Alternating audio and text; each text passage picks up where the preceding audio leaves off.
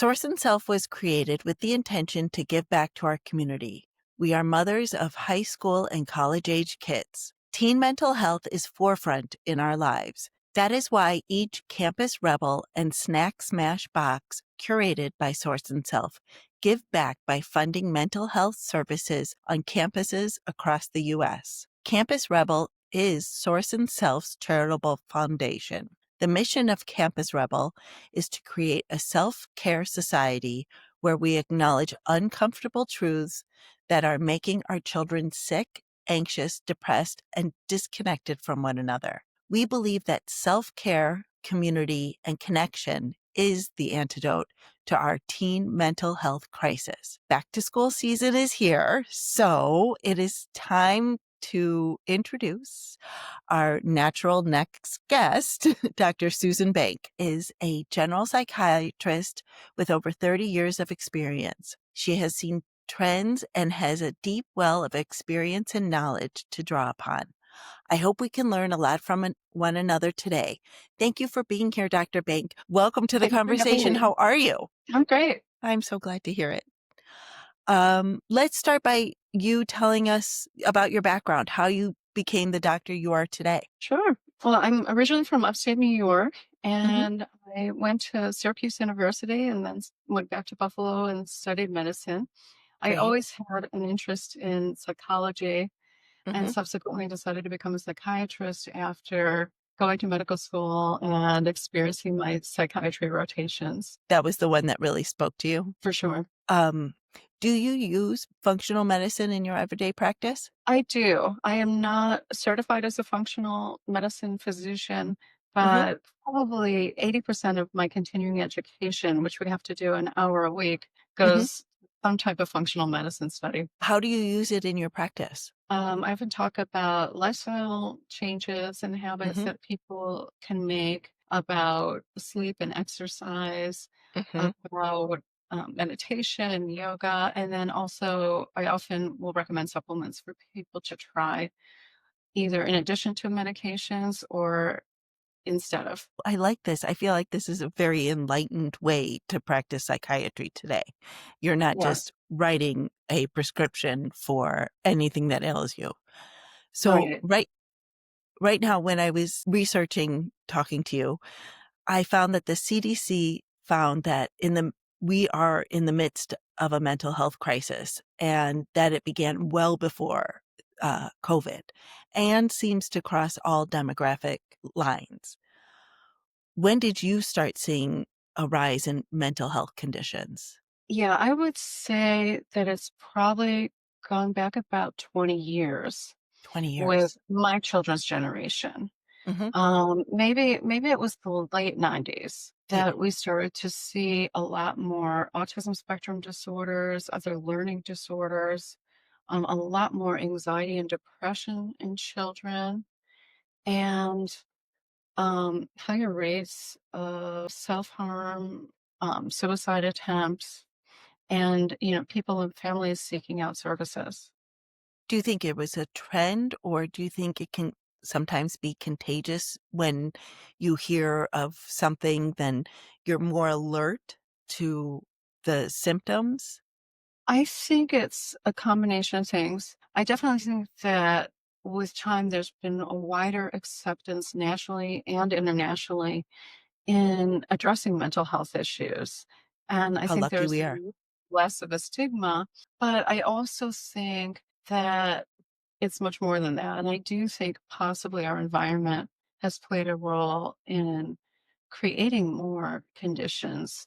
And I feel that with each generation, it seems like there's a higher percentage of children that are affected by mental health conditions. And I'm not really sure what the explanation for that is, but again, I think it's multifactorial. I definitely believe that social media and exposure to the internet early on is unhealthy Yes, for children. But then I also I think agree. part of it is our diet, processed foods, plastic, poor air quality, lack of exercise, stress, parents working too much. Can we talk about diet? Because sometimes I think we are living in it's so easy to have a microwave meal, but sometimes our meals are less food and more science experiment to me. and the things that we're putting in our body aren't helping us. Do you think it's these very foreign items that we're putting in our bodies, these highly processed, wheat is beautiful, but then once it becomes, to the point where you need to fortify it, where it has no value unless you add vitamins, do you think that sort of diet is harming our bodies, our minds, our everything? I really do. And when you look at those small areas in the world, the blue zones where people live Yes. unusually long and where they have lower rates of mental health conditions and physical conditions and autoimmune conditions, you do see that they're not eating the processed foods. The Yes. diet is much healthier. People are Yes. outside more. Yes. They're not sitting in front of computers or playing video games. They're moving around all day. I And agree. mm, the toll of the modern life that we live is really having an impact. You know, Talking to educators in our district, I have found that so many of our kids are medicated. And if it's necessary, I'm 100% for it. But do you think there's a lot of kids who are getting medicated just as a Band-Aid? I I believe there's both a high percentage of kids getting medicated as a Band-Aid, as well as kids that are being medicated because they have serious mental health issues. And it's really difficult with our modern mental health practice styles to differentiate because it takes an inordinate amount of time to Yes. assess what's going on with a human being, let alone a child Yes. who may or may not be cooperative and self-aware, as well as parents who may or may not be cooperative or insightful. So Yes. one of the reasons I actually never went into child psychiatry is because it takes so much more time and Mhm. it's so much more challenging. You have Yes. to make assumptions that the child, the parent, the teachers, the psychologist understands the questions you're asking and is answering honestly. And the Yes. reality is that we just don't have enough time to assess people and really understand them the way they need to be assessed to get the information that we need to make the right treatment. And the insurance companies and HMOs have made it even harder Right. because they don't reimburse physicians and therapists adequately to spend the kind of time that we have to spend to really get a good picture of a human being and why they're symptomatic. What do you think we can do to change this? Um, I've been fortunate in that I was able to carve out a private practice outside of that system. And people that are upper middle class or wealthy, we absolutely have a privilege to have physicians that spend more time during visits, have longer sessions, are willing to talk to other family members, are willing to see patients more frequently. And that helps, but sadly, it's a small percentage of people then that physicians and providers are allowed to treat and who can access care. I tried originally when I first started practicing in solo private practice to take every insurance, including Medicaid and Medicare, and I Right. realized that I just couldn't do it. I couldn't make a living and provide safe and responsible care. And so my choice was either to do something else completely or to do it this way. And given that there's such a shortage of psychiatrists, I was able to do it this way. I don't There's always feel, such a shortage. but I also had already had this big practice of a wide array of socioeconomic clients. I was able to do sliding scales for the people that couldn't afford my new private practice rates. And so, in some ways, I really do have that balance. Great. And I can again afford to provide better care even to patients that can't afford it. But I'm only one person and it's kind of unique and rare. I feel really blessed that I was able to do this because if I think I had to work for a hospital or healthcare system, I Right. would rather choose something else than do it in the manner that they require. They often want psychiatrists to see 4 people an hour, or in this day and Wow. age, actually not see patients at all. They want us to work and supervise nurse practitioners who don't go to medical school. They don't go Right. to school for psychology and they don't do residencies. So they come Okay. out of their Very training green. short psychiatry rotation and then they're practicing medicine. And the Wow. psychiatrist is supposed to oversee them, but the problem is the psychiatrist is often given an hour a month with a nurse practitioner, but they're seeing 25 people a day. Wow. So you are not supervising them. You're signing off on their cases. No, that's terrifying. It's terrifying. And so that's one of the reasons I'm self-employed and I do pay the price for it. I don't have health insurance. I don't have paid vacation. I don't have a Right, right. 401k. I will probably be working until I'm 107. And yet, though, at least have been able to carve out a practice that's really quite rewarding. Because for me, when I see, especially with teens, it's not just the teen who is hurting. It's not the teen who has the anxiety, it's the entire family who is affected by it. It, whatever is happening it's like any other illness that, if any illness in the world, name it, it's the same if it affects the entire family. It doesn't just affect the person it's happening to. So there's not enough support. That's And absolutely true. And I can vouch for that. In fact, I have two young adult children that are struggling with mental health issues.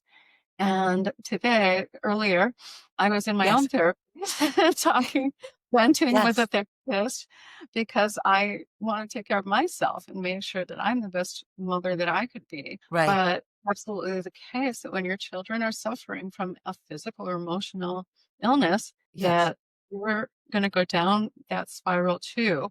I always right, love the Obama's statement that when their children go low, they go high. right. I That's not me. Inherently, if my children go low, I go lower. Oh, And wow. I thought that's so interesting that the Obamas, who I admire very much, have a different approach and they have very healthy kids. And I've heard them say that 3 or 4 times, Right. and I've realized I have to go higher even Yeah, when I feel bring low. it up. And that's part of me doing therapy is taking care of myself and making sure that I have an appropriate person to talk to about their struggles. And I don't think that I get guidance from her that's helpful in supporting them. I know what to do. But what I Right, want to make sure is that their struggles don't affect me physically or emotionally, or that I'm not venting to friends inappropriately right, or to my partner. right. And so it's really helpful to just make sure you're taking care of yourself to be the best person that you could be, to be the best coach and guide and parent that you can be to them. Yeah, so what I like about Source and Self is they have really taking teen mental health seriously because we really are mothers to teens of college and high school age kids. And they have created these boxes where sometimes you just need to carve out a little moment to yourself. There's these little self-care boxes that you can, get a subscription. You can send them off to your college age kid and they can get it once a month or they can get it, once every 3 months where they have either self-care items or snacks that are whole foods, real foods. They have gluten-free varieties, things that you th that they see as taking a moment to themselves. And that's not, scrolling Instagram or, snapping on Snapchat, whatever that actually means. And, um, but like just have a moment and, just do something that is just you where, you sit with a face mask on and you just sit with your own thoughts. I think that can also be meditative. Yes. And also How when children see that you're taking care of yourself, they learn those behaviors. Yes, I If do they think that. you not taking care of yourself, skipping the workouts, eating junk food, that's what they learn as well. Agreed. I completely agree. I always think what whatever the issue is, I always think, okay, well then I'll just go for a walk. And that's how I kind of regroup myself. Um, and everybody has their own way of regrouping, but it's hard to push. I I try to model that, but it doesn't always work. And the worst thing you can ever say when someone's having a meltdown is breathe, because they don't wanna breathe. That's the last thing, and you're breathing, and you're trying But to often when someone says that, you become aware that you have been holding your breath. Yes. I am the queen of that. So, yeah, obviously people have to be receptive to hearing Right. what you have to say, but a lot of times it's kind of sad that we live in this state of stress that we actually are not breathing properly. Right. It's just such a simple, basic human function. Now, what do you think in our environment is causing more mental health since the 90s? So, the handheld phone, we had the brick phone, but we didn't have the handheld phone that is so widespread. Smartphone. What Yes. do you think it is in the environment? Well, I absolutely think the phone and the computers have had a terrible role on our mental health. Yeah. They've caused us to constantly be busy, constantly be Mhm. interrupted. I remember Yes. working before email and text messages, Yes. and I thought I was busy then. Right. Now I am incessantly doing 3 or 4 things at once, Yes. and it takes a very heavy toll on our nervous system. It really is too much to constantly be interrupted by your phone, your email, your texts going off. Yes. And while it might feel like an immediate short-term way to relax, oh, I'll go on Instagram, I'll go on Facebook, I'll go on Snapchat or TikTok. Right. In reality, a lot of times we're confronted with things that are nothing but stressful. You see Right. horrible news, you hear horrible stories, you hear about horrible people. You're basically told if you're a woman in their late 50s that you are not enough. Is your hair Right. thinning? Oh, yes, it is. Now I'll worry about that. Do you have Right. wrinkles? Crepey skin? Are your boobs sagging? Are you too fat? Is there menopausal middle? I mean, my phone screams abusive things at me. Um, it it like I said, the intention sometimes when I go on Facebook is to see cute kittens and my friends' grandchildren. The reality is I'm being told I'm terrible and I have to buy all these things that I can't afford to be less terrible. Right. So Right. think about, at 59 and as a psychiatrist who I like to think is mentally healthy, some people might beg to differ. It's hard for me to have that come at me. Think about what that would be like if you're a 12-year-old girl. Yes, who's not fully Mm. formed. And there is always someone that's gonna be prettier than you, smarter than you, Yes. have bigger breasts, longer eyelashes, prettier Right. hair. And it's hard enough to compete as a girl in the real natural world. Yes. You and I probably had 60 classmates in our grade level, but now you're competing against literally the whole The whole world. world. And you're always going to fail because, again, there's always someone that's going to be smarter than you, better at gymnastics, better at tennis, taller, thinner, more Yeah. muscular, you name it.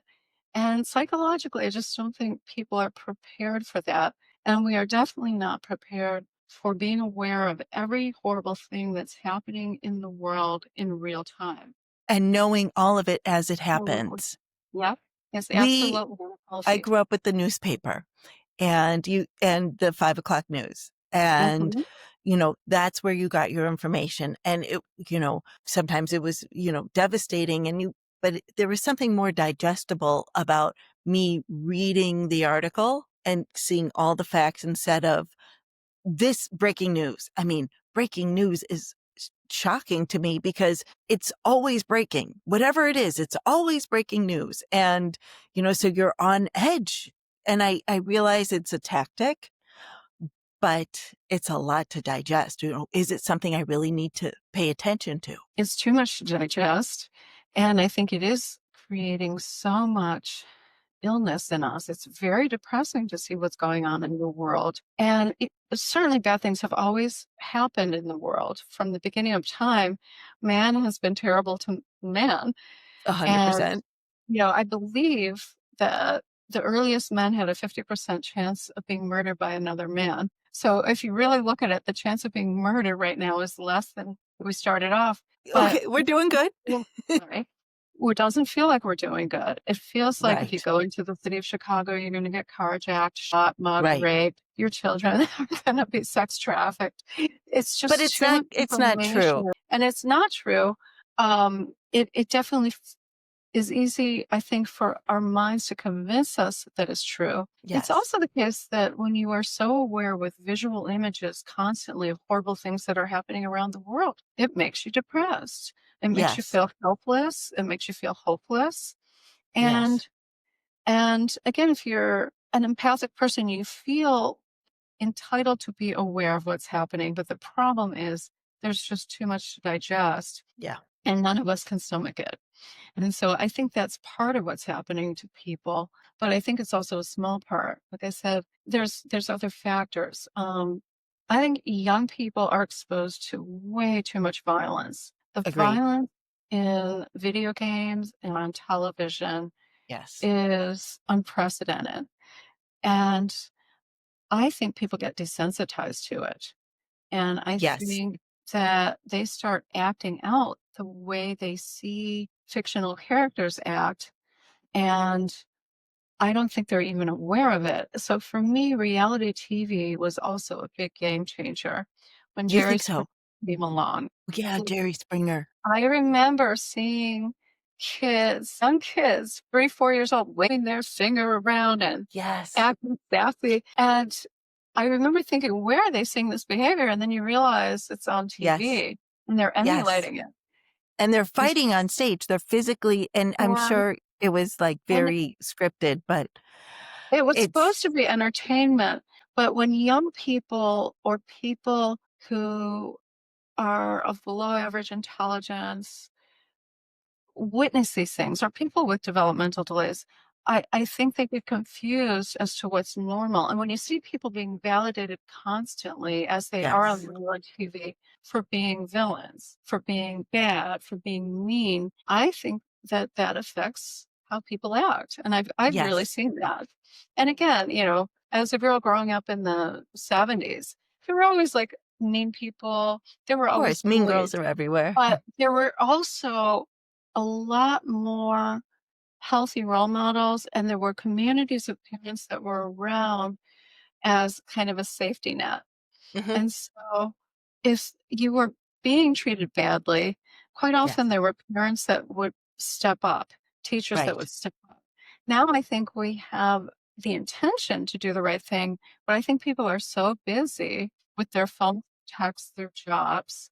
Women are now working full time or 50 or 60 hours a week more than ever. Yes. Teachers, too many case loads and Yes. students to take care of that the balls get dropped again and again and again. Then we add the environmental issues. Is our air fresh? Do we have good air quality? Is our food fresh? Are there Yeah. chemicals that are affecting our bodies? Are we allergic to the things that we're eating because we're mounting immune responses to things in our food that shouldn't Yes. be there? Yeah, there's It's a so many food multifactorial. allergies. The food allergies are through the roof. That's right. No, asthma is so I have, an asthmatic and a food allergic daughter. Growing up, I think I knew one girl who had asthma, and everyone has asthma, and it's well controlled, knock on wood, but it shouldn't be so common. That's right. There's something wrong when we're allergic to nature. Yes. Um, the gluten-free thing, there are still a lot of medical doctors that really poo-poo it. When my son has autism, when he was Yes. diagnosed at 2, I brought up the gluten-free diet, and my What did they pediatrician say? said, "It doesn't work. You can do it if you want, but it's a lot of work and money and time, and it doesn't work." And I was, like, fortunate enough to have exposure to people who I had seen it work for. Right, right. And so did it with my son. And at a young age, it was clear and obvious that it worked It was bec- making a difference. because every time that a babysitter or a family member would let him cheat, I would come Yes. home from work and say, You would "What did he know. eat?" Well, he'd be running in circles. He was Yes. wild. One time he Yes. ate Doritos, and I found him at 6 o'clock in the morning in my hall closet. He had taken Right. everything out and had put it outside. Our front door was open, and Wow. the Doritos were in the closet with him sleeping. Wow. He Oh, wow. and he told me that it was great. He told me that he was about 5 years old. He told me that his brain liked junk food. Yes. And I said something like, "No more, never again." I think Right. I had let him have it because it was kindergarten graduation. And I Yes, said, "No yes. more junk food." And he said, "But I'm a junk food boy." And he Right. literally said, "My brain likes junk." And then he proceeded to threaten to run away from home if he couldn't have junk anymore. And he did. He took his things, his like teddy bear and his blanket, and Yeah. he started to leave. And thankfully, I was able to remind him that he didn't have any money and Or car a car. and then car to find his way to 7-Eleven. Right, right. But the The problem battle, is we are up against food scientists who have created the perfect taste, the perfect mouthfeel, the perfect balance of salt and sugar and grain that it's addictive.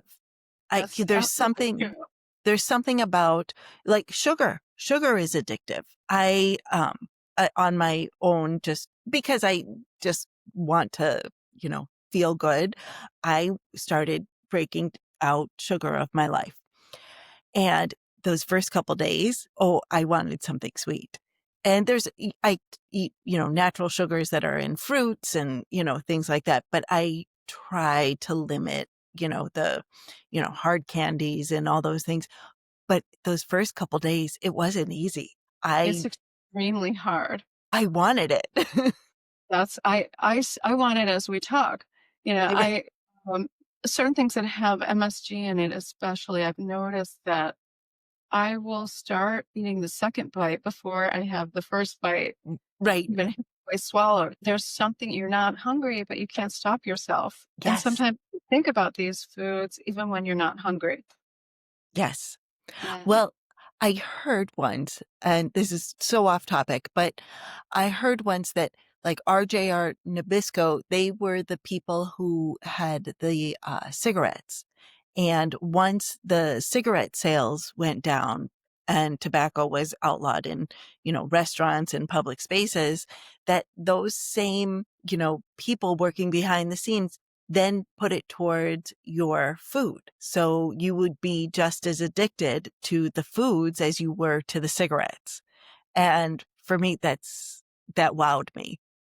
yeah, it's extremely upsetting to think that scientists who are supposed to be responsible for our health and well-being would engage in these kinds of practices so that we would overeat and eat foods that shouldn't be consumed in any regular frequency or quantity. Yes, my kids sometimes one in particular, she likes a lot of junk, and I'll say I can't buy it because it's more of a science experiment than actual food. And she gets so annoyed, but I can't do it. I know that, the whole thing will be eaten and she'll feel good or she'll like it, but I just don't think it's good for you. And I just avoid, avoid, avoid. And she does not like that at all. But there's worse things I could do. She'll hate me now. She'll thank me later. Yes. Well, it's a tricky thing because I grew up being allowed to have junk food, Right, but my brother and I, because it was around, we didn't really eat it that often. But my right. friends who were not allowed to have junk would come over and they would eat six Your ho-hos frosted flakes. Yes, or yes. music cues or whatever. Like they would just go crazy. So I always felt like everything in moderation. Agreed. But it's also easier said than done. And when you are a working parent or you Yes. have, multiple kids and you have to get one kid here and one kid there and you're rushing, it's really hard to avoid. And then the other piece is we find junk food served to us everywhere. And it's so well, my son wasn't allowed to have Doritos. It was funny because before the Dorito manic incident that I told you about, he'd come home from school and I had already had him on this gluten-free diet and it was extremely healthy without additives and preservatives. And he'd never seen junk food. Right, But he started getting exposed in school and he would come home and say, "I want triangle chips with right. sprinkles." What? Yes. Triangle chips with sprinkles. And then, my daughter would be like, "I think he wants Doritos." And the problem is, once he got exposed to some of these things, he would stop eating the healthy things. Right. And we're talking about 20 years ago. Back then, gluten-free was a lot harder. There It were a was lot hard to do. of There were options. You no had options. yourself, or I would go, like, all the way to Evanston to a gluten-free bakery. I'd spend, like, $6 on a muffin, and he would eat those muffins before he was exposed to non-gluten or gluten-containing foods. Once he was exposed in kindergarten, that $6 muffin was thrown on the floor, Oh, or it no. would come back in the lunchbox, It's and heartbreaking. and then he was, like a lot of kids on the spectrum, a very picky eater, and Mhm. like I said, it really does get to a point where no matter what you do, you can't win as a parent because the outside world starts to influence your child, Yeah. and if you have a willful child, you may not have the time, energy, or bandwidth to control them. And it affects the whole family Yep. because, you said your daughter said, "Oh, he wants Doritos," but, when he's having a tantrum, she's living through it, and it's difficult. And then you're trying to keep your cool, and everything is, heightened. Kind of like where we all live right now. We all live like in this heightened state where it's like, where's the next tragedy going to come from? Where's the next something?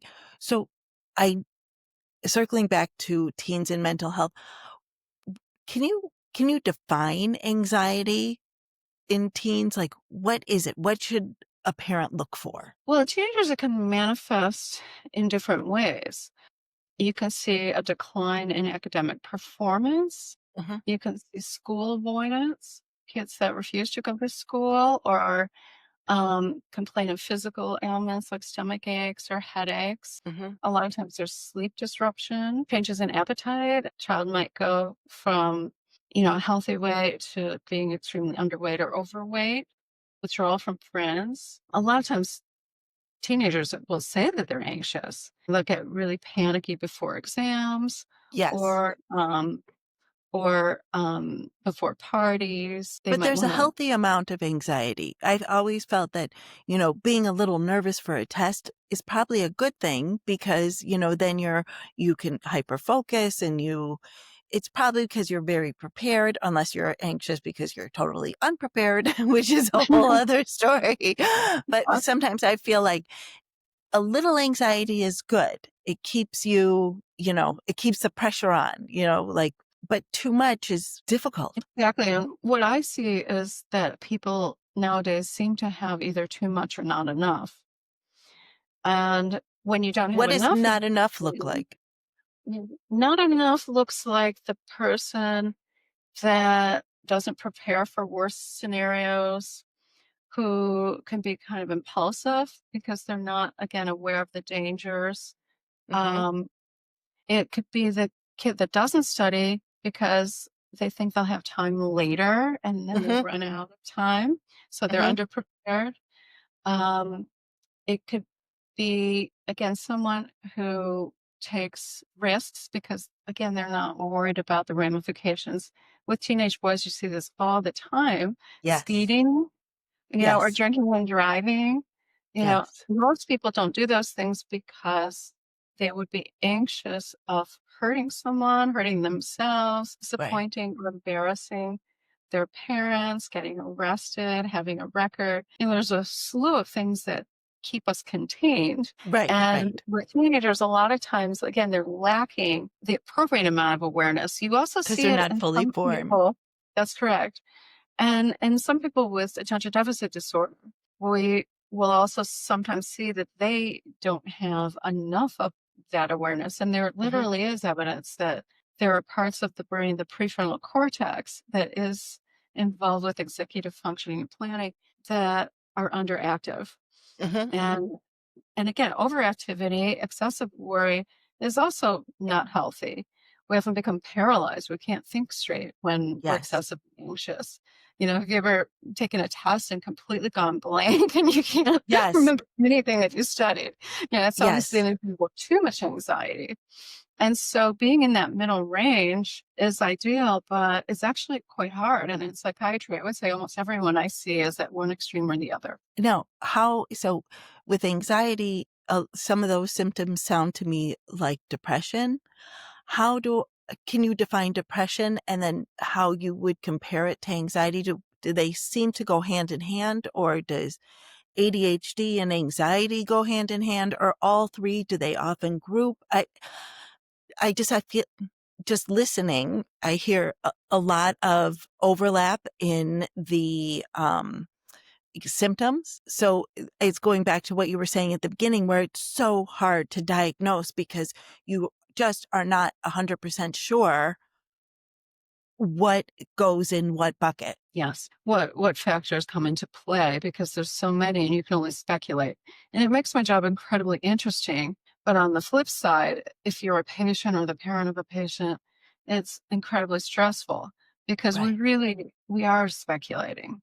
That's the best that Right. we can do. Research isn't that helpful either because again, all these factors are interplaying and affect the outcome of research. Going back to your first question about depression and anxiety, I describe them as um, opposite sides of the same coin. Most of Okay. the time, people have both, but not always. There are definitely people that have anxiety disorders that are not depressed. Hmm. And there are people that have depression that are not anxious. But I would say most of the time, people have symptoms of both when they're going through an episode. And again, sometimes you don't know what's the chicken and what's the egg. For Hmm. example, people with anxiety disorders will often get depressed because the anxiety disorder has such negative consequences in their life. So, for example, Okay. if you have social anxiety, you're Hmm. afraid to go out in public, you are afraid of public speaking, you're afraid of going on dates, you're afraid of approaching new people to make friendships. Ultimately, you might not start off depressed, but the ramification can be that you don't have friends, you don't have Right. boyfriend or girlfriend, you're isolated, you're lonely, you're bored, you feel inadequate. And so often, like I said, the primary condition leads to a secondary condition. Right. Or neurochemically, when there's imbalances, you can see symptoms of many things that's from one condition. So So there are definitely biologic reasons for people to have mental health issues as well as are there environmental genetics at logical ones. play? Are There absolutely are.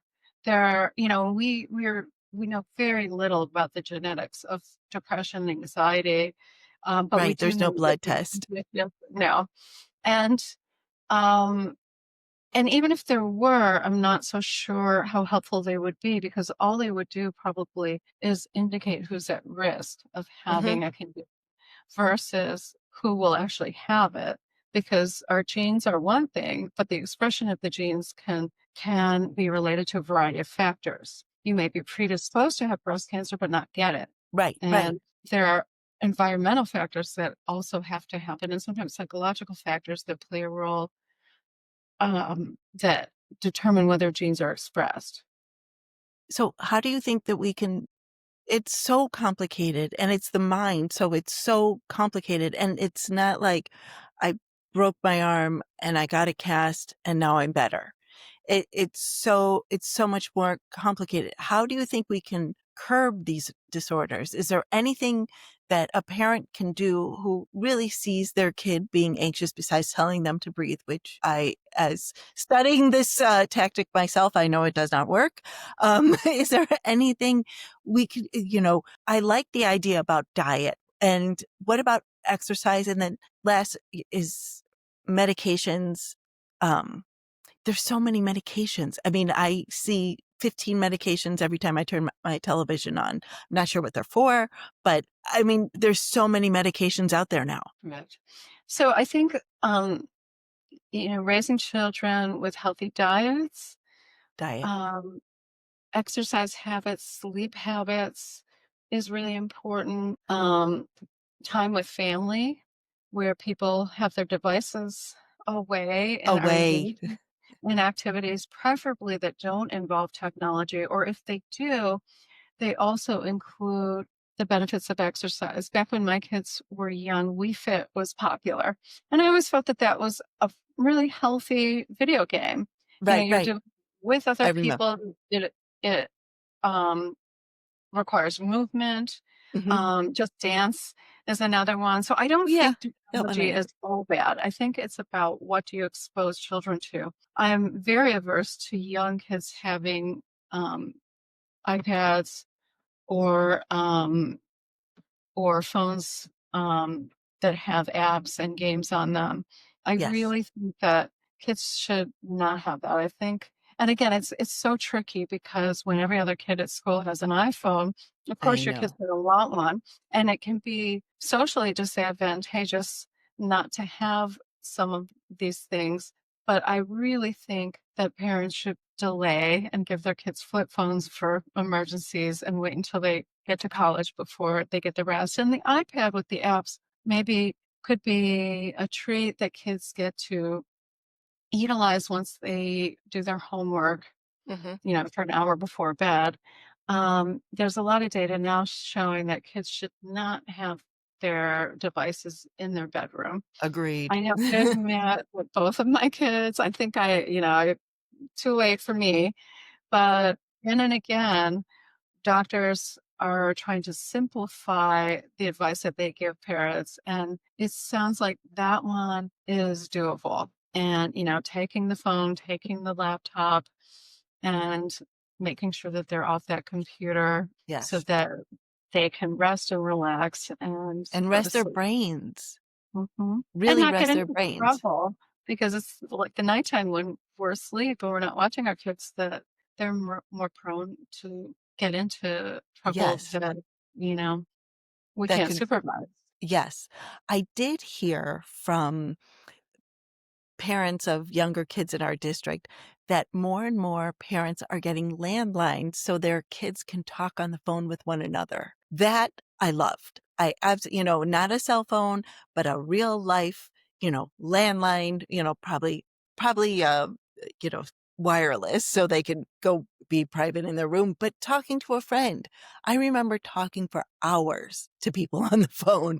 And I'm sure we talked about absolutely nothing, and we cured no diseases, we solved no wars, but, we just talked and talked and talked, and it was just fun. It was just harmless, good fun, and sometimes I think, like, the homespun things like that they're more valuable than just, I sharing agree. Instagrams. I agree. And the difference is that when you get a phone call, you're at home and you pick up because you're ready and able to do so. With a Mhm. cell phone, it's going to interrupt you wherever you are, and Yes. you're going to feel compelled to tend to that. So if you're at dinner with your parents or your grandmother, if you're sleeping, if you're doing homework, you know, it there's constant interruptions, and quite often children don't have the maturity to not pick up the phone, nor do adults actually. Right, right. Know that you need to be responsive. It used Yes. to be that if someone called you and you weren't home, they'd get a voicemail Or and it's just had to call back. listen or call back. And so this constant interruption is really bad for us.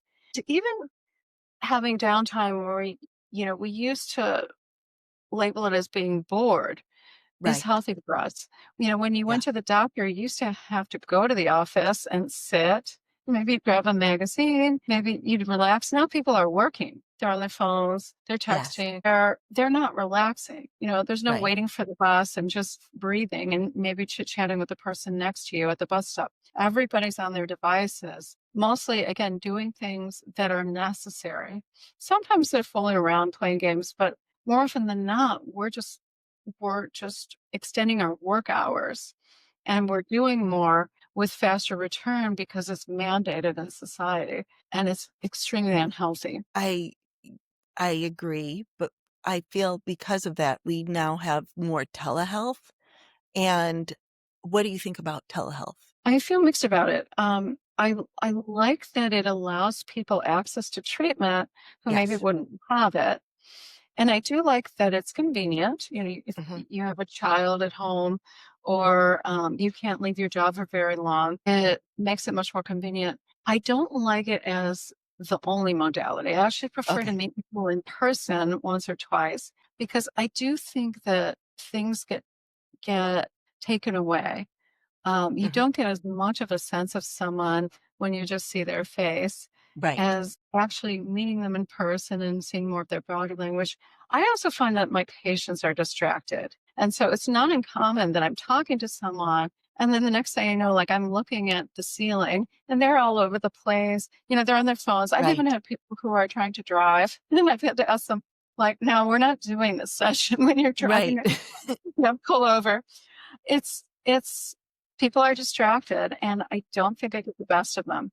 The other thing is when people used to have to commute to the office and wait a little bit for the appointment, they would think about what's happened since they saw me last. There'd be this reflection time, or maybe they would do that on the drive. Right. Whereas now they're going from a work meeting to a call, Right. and I get a version of them in that moment of time that really may not at all reflect what's been going on. So often Right. I'll talk to someone, we'll have this whole session that they pay for, and they're great, and everything's fine. And then 2 days later, they call me crying, and everything's horrible, and they're not sleeping, and they're not eating, and they're having panic attacks. Well, what happened in 2 Yes. days?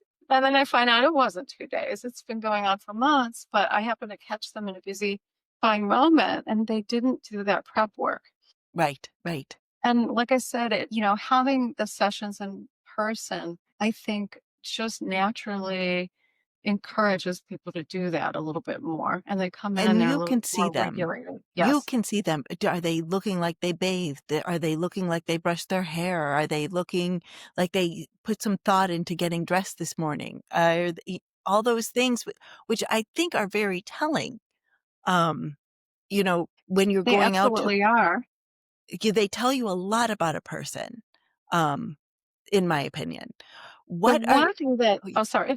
One no, thing, go though, ahead. that d during the pandemic, seeing people at home, though, was that people aren't always gonna tell you if their house is in complete disarray or that they're a Right. hoarder. So occasionally you'll get things or that they have the same cat as you or whatever. Hopefully you pick things up via telehealth. I'd say more often than not, you miss things Yeah. and that it takes away from the process. Yeah, I would think so, because I feel like it's such a one-to-one person experience. What is your thought on AI therapists? I have my thoughts, but, I wanna hear what you say, and I'm wondering if you know of the psychiatry board, if they're doing anything to encourage or discourage AI therapists. I hate to say it, but I actually don't know what the APA is saying, the American Psychiatric Association, and I've had very little discussion with other psychiatrists or therapists about it. Personally, I find it terrifying, and maybe even Yes, so much so that it's not a path that I've even wanted to look at. I don't right. personally find it a threat for me. Mhm, I'm a well-established doctor. I'm almost 60 years old. I don't mhm, believe that it's something that I have to worry about my clients pursuing as an mhm, alternative. mhm. Um, but no, I feel like it can be extremely dangerous. I personally don't like any psychiatric records to be online. Nowadays, a lot of therapists are having their sessions transcribed, and it makes it a lot Yes, easier for them. They don't have to take notes. I would never do that. In fact, I still have paper charts. It's okay. very old school, but the reason being is that everything that's in there It's can so be used private. against someone, and it's extremely private. I Mhm. don't think that anyone's gonna break into my office and break into my file cabinets and find your chart. But online, we have seen So easy. regularly that companies are hacked. I know that my Mhm. records, my pharmacies have been hacked, Yeah, of and course. it's very unsettling, and Agreed. often there are things in records that are used against people, and they're misconstrued. I once Yes. had a client that was denied health insurance because I'd written in my note that she had threatened to kill herself during a fight Oh, with her husband, but my note clearly said, but that she didn't mean it. She only said that because she was angry. And and I have it's context. documented that conversation because I was worried that they were gonna get divorced and have a custody fight, and that he Mhm, was gonna use her mental health against her, and mhm. and the comment that she made against her. And so my intention was to document it for Her her benefit. benefit, Instead, it was used as a reason to deny her health insurance or Oh, life it was wow. life insurance, I'm sorry. And Wow. she had a child with a disability and then couldn't get life insurance. Wow. Even though I That's basically said she was not suicidal. mhm, mhm. That's incredible. I mean, And that's so all of these unfortunate. conversations that are happening online, I would be very uncomfortable, and I really wouldn't trust the advice that an AI therapist can give you. I had an example where I tried to use AI to determine the rash on my elbow, and And? it basically told me it was lipstick. Oh, I it's thought, "Well, lipstick. Okay. picked out epically wrong." I knew that I didn't have lipstick on my elbow. I went to the doctor, I was hoping to avert the doctor and Right, just right. doctor with my computer, and the doctor didn't know either, and a biopsy had to happen, and it was an autoimmune condition, go figure. So, like, to Yes. me, if AI and I've had it with other examples where I've used AI and gotten, the wrong information. So Right, right. I don't know if there will be a time when AI can replace physicians and psychotherapists, but I I hope think we're not. there, and I I think hope we're not. I hope people don't trust the AI enough to turn to it if they have an issue. I feel like even though there's a shortage of therapists, I feel like if you are in absolute need, someone will help you. I I That's I been just my am. observation too. It's always difficult, but I've always been able to find colleagues if I can't help or I'm not the appropriate provider Right. for my patients. So Yes, I do yes. think it takes effort sometimes, and telehealth is a good alternative And for then people who don't have access, who can't leave their homes or who don't have yes. transportation or live in remote areas or who travel a lot. But the AI, I think, is going way too far in the wrong direction. Yes, and you don't know who's programming the AI with, Exactly. malintent, you never know. I just think we are so lucky to be alive right now because we are normalizing talking about all these mental health issues, and just talking about it takes away the sting. And it's normal. And we no longer have to speak in hushed tones about mental health. A teacher told me that I should encourage my kids to talk about uncomfortable things. Otherwise, they become secret monsters. And we are really only as sick as our secrets. And I just think talking about things and putting things out in the open and being honest, we can only learn from one another. I thank you so much, Susan. This has been so helpful and informative, and thank you. Thank you for having me. It's been really fun talking with you. You too, you too.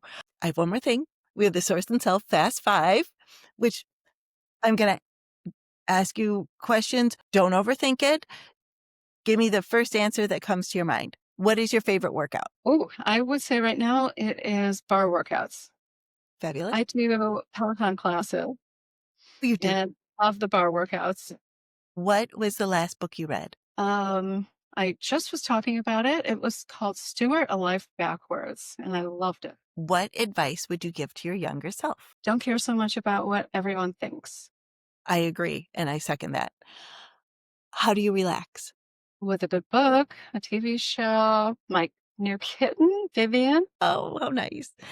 Are you an early bird or a night owl? Unfortunately, a night owl. I try to switch that because I think it's healthier to be an early bird, but my rhythm would probably be to stay up until 3, 4 in the morning if I could and get up at noon. Wow. Everybody is different. What's your favorite music? Indie rock. Love that. And what is your favorite place? My favorite place would have to be a beach. I was recently in Costa Rica and we How stayed lucky. in a beautiful resort that was in a town called Manuel Antonio. I'm not a very well traveled person, but if I could go back there and stay forever, that's my choice. Sounds lovely. What is your favorite season? Summer. Summer. Ah, then you must be living your best life. Right now, but I'm starting to get anxious. I do not like the fall. Fall is my Falls worst on the corner. season. I don't like the dark. I don't like the shortening days, and I don't like the flowers dying and the leaves falling off the trees, the bare trees. Yeah. So I actually start to get anxious at the end of Really? August, beginning of September, and then my hardest time, I would say, is October through December 21st. Once we hit when the it's so dark, solstice, I really don't like, January, February either, but at least I know we're going in the right direction and getting closer right? to the spring. So basically, I shouldn't be living in Chicago. Bad place for me to be, but And here you I've are. got myself here, and I have no one to blame but myself. Well, thank you. Thank you again for your time.